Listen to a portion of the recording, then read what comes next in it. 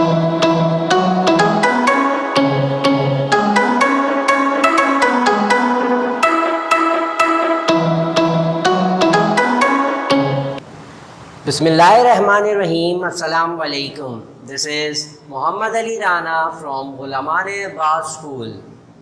We are here with yet another SLO from the chapter number 3 Dynamics.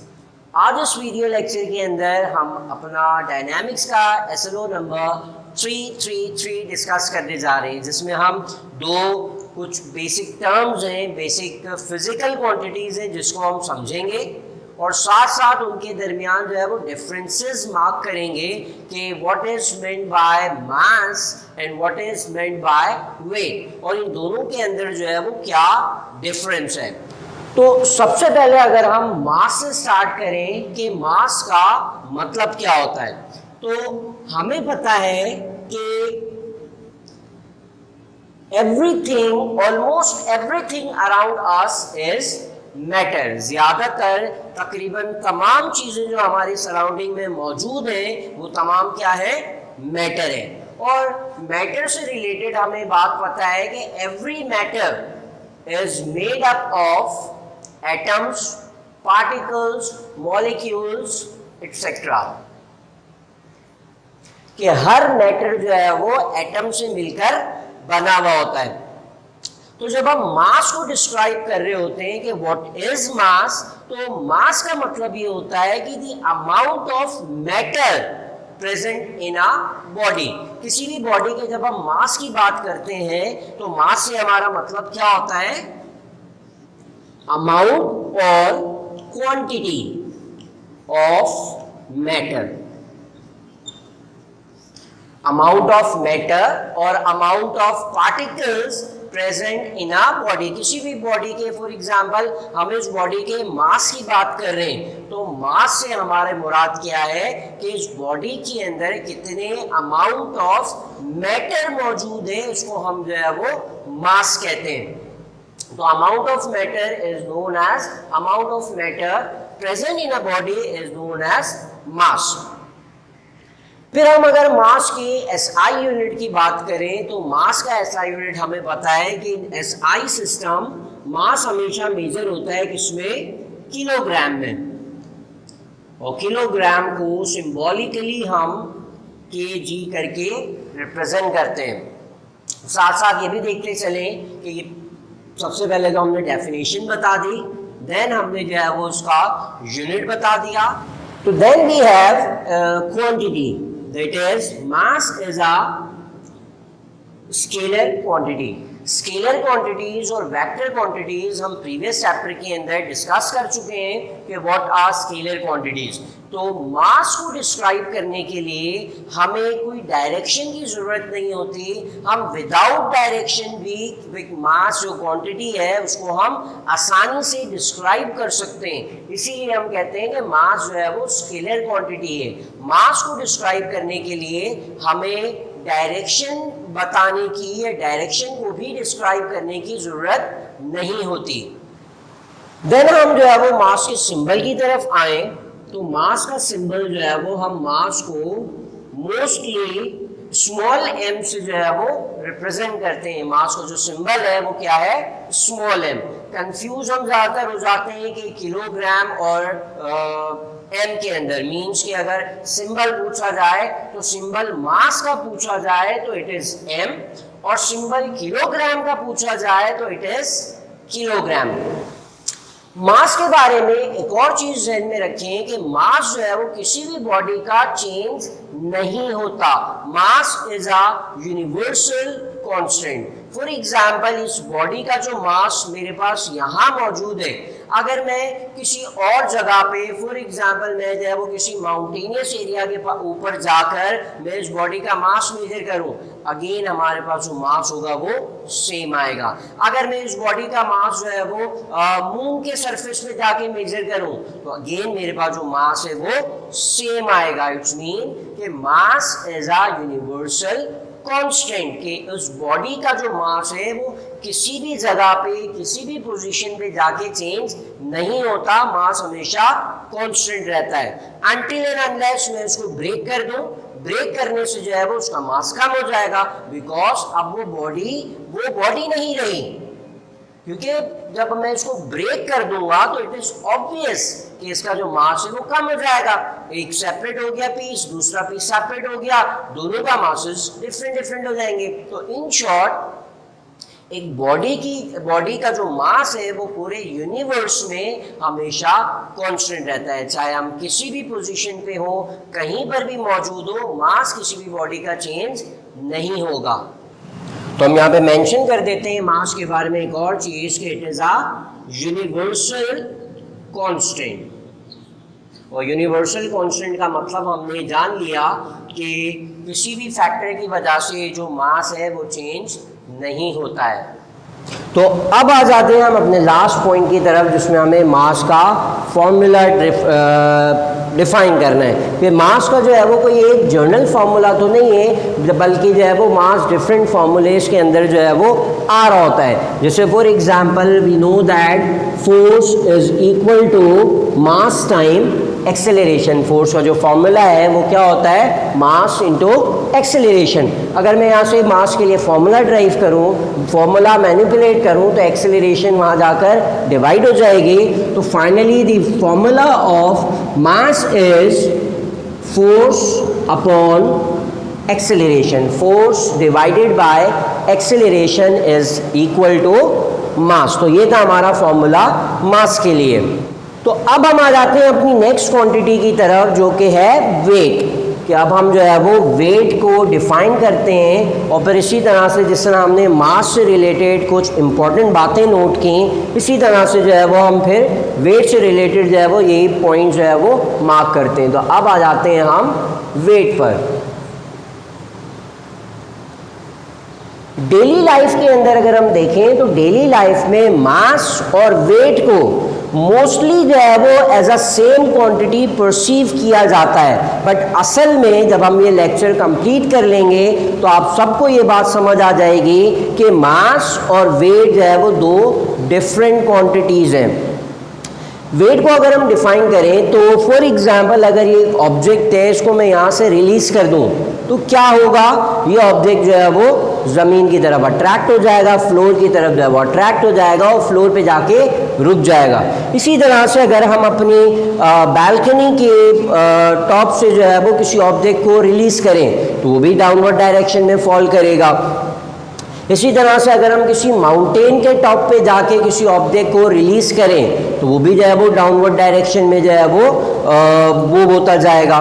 तो ऐसा क्या है कि जब भी किसी ऑब्जेक्ट को हम फ्री कर देते हैं तो वो ऑब्जेक्ट जो है वो हमेशा डाउनवर्ड डायरेक्शन के अंदर जो है वो मूव करने लग जाता है। तो इस बात का जवाब जो है वो न्यूटन ने दिया था, और न्यूटन ने कहा था कि हमारी जो अर्थ है वो हर ऑब्जेक्ट को, चाहे वो छोटा ऑब्जेक्ट हो, चाहे वो बड़ा ऑब्जेक्ट हो, या फिर वो मून के साइज का ऑब्जेक्ट हो, कोई भी ऑब्जेक्ट हो, हर ऑब्जेक्ट को अर्थ अपनी तरफ अट्रैक्ट करती है। इस ऑब्जेक्ट को रिलीज करने से ऊपर क्यों नहीं जा रहा, इस ऑब्जेक्ट को रिलीज करने से राइट और लेफ्ट क्यों नहीं जा रहा, ये जो है वो हमेशा डाउनवर्ड डायरेक्शन के अंदर जो है वो अट्रैक्ट हो जाता है, हमेशा डाउनवर्ड डायरेक्शन में मूव करता है। और न्यूटन ने इसका रीज़न बताया, because earth attract every body towards itself. Earth जो है वो हर बॉडी को अपनी तरफ अट्रैक्ट करती है, और this force of attraction is known as weight force. तो वेट फोर्स का मतलब हमने क्या जाना कि वो फोर्स जो कि अर्थ अप्लाई करती है उस बॉडी के ऊपर, जो अपनी तरफ अट्रैक्ट करने के लिए, उस amount of force applied by the earth on the object, उसको हम वेट कहते हैं। फॉर एग्जाम्पल ये लाइट ऑब्जेक्ट है तो अर्थ इसको अट्रैक्ट करने के लिए कम फोर्स लगा रही है। एक हैवी ऑब्जेक्ट ले लो, वो भी डाउनवर्ड डायरेक्शन में फॉल करेगा, तो अर्थ उस ऑब्जेक्ट के ऊपर ज्यादा फोर्स लगा रही है। तो जितना लाइट ऑब्जेक्ट होगा अर्थ उसके ऊपर कम फोर्स लगाएगी अट्रैक्ट करने के लिए। अगर कोई ऑब्जेक्ट हैवी है तो अर्थ उसके ऊपर ज़्यादा फोर्स अप्लाई करेगी ताकि उसको अपनी तरफ अट्रैक्ट कर सकें। मास और वेट ये दोनों डिफरेंट क्वांटिटी हैं बट एक दूसरे से रिलेटेड है, बिकॉज जिस बॉडी का मास कम होता है अर्थ उसको अट्रैक्ट करती है कम फोर्स से, मींस उस बॉडी का वेट कम होगा। अगर किसी बॉडी का मास ज्यादा है तो अर्थ उसके ऊपर ज्यादा फोर्स अप्लाई करती है उसको अट्रैक्ट करने के लिए। सो इन शॉर्ट अगर हम वेट को डिफाइन करें तो what is weight? Weight is the force. अब कौन सी फोर्स है, कौन लगा रहा है ये force? Force that is applied by the अर्थ।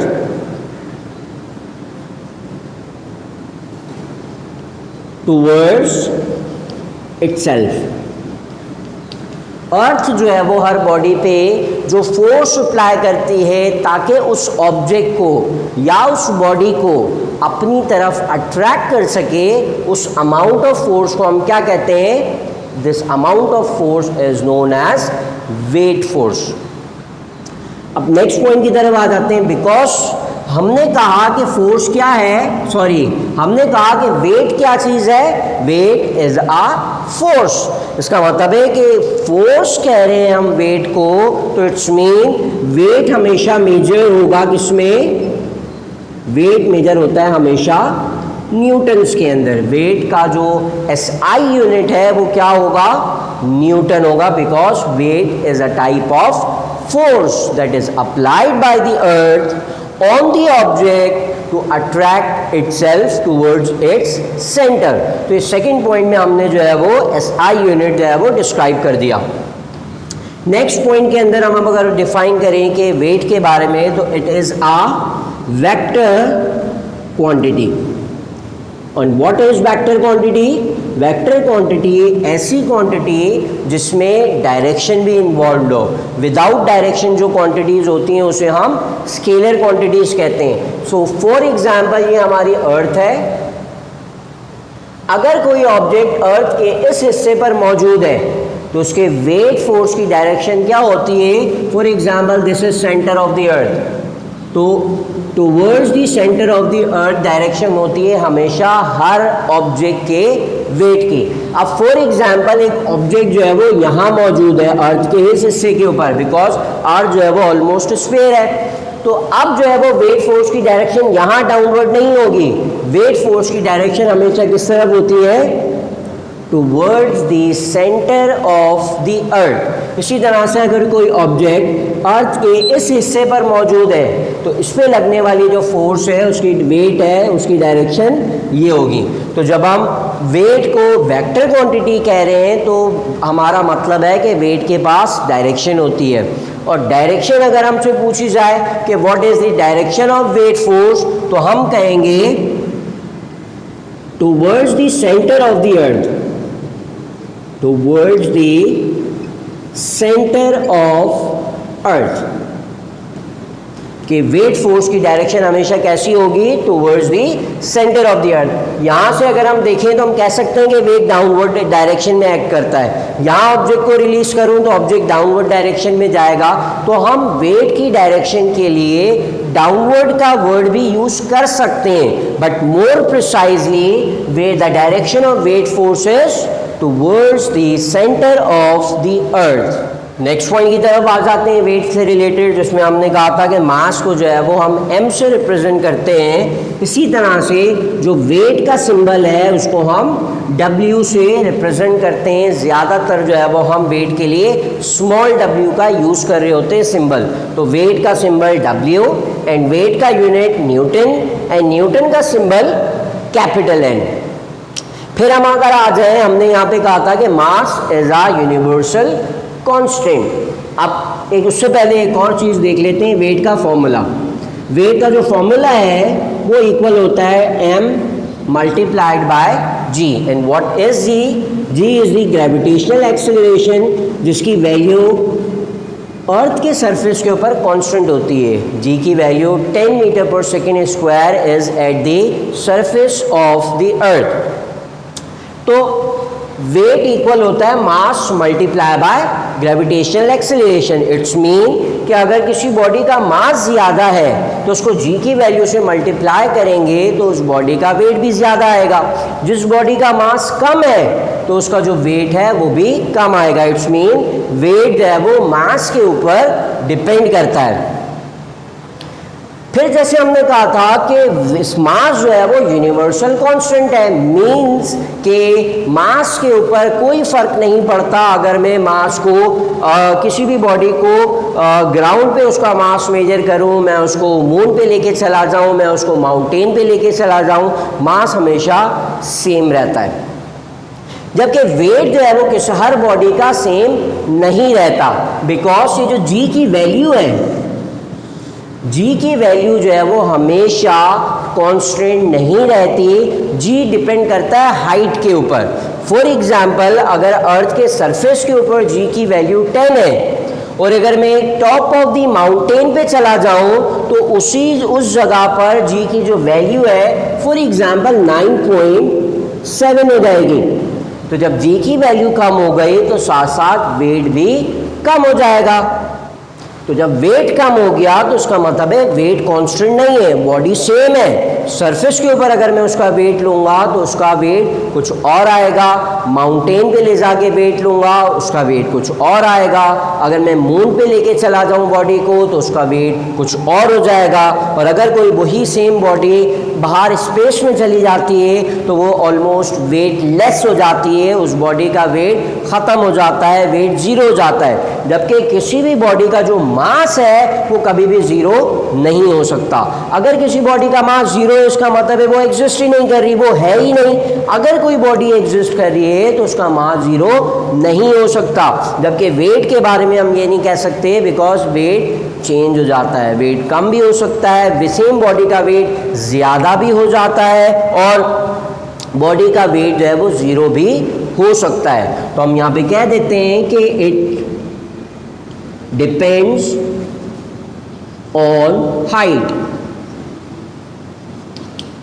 और हाइट से मुराद हमारी एल्टीट्यूड है या डिफरेंट पोजीशन है। अलग अलग पोजीशन पे जो बॉडी का वेट है वो डिफरेंट हो सकता है। तो ये थे हमारे कुछ पॉइंट जिसमें हमने मास और वेट को डिफाइन किया। उसके दरमियान कुछ मेन डिफरेंसेस मार्क किए कि what is weight and what is mass, और उनके दरमियान उसके बारे में कुछ मेन पॉइंट्स हमने इस टॉपिक के अंदर पढ़े। So that was a class for today's. इंशाल्लाह नेक्स्ट क्लास के अंदर एक और ऐसे लोगों के साथ दोबारा हाजिर होंगे। Until we meet again, this is Mohammad Ali Rana signing out. अल्लाह हाफिज़।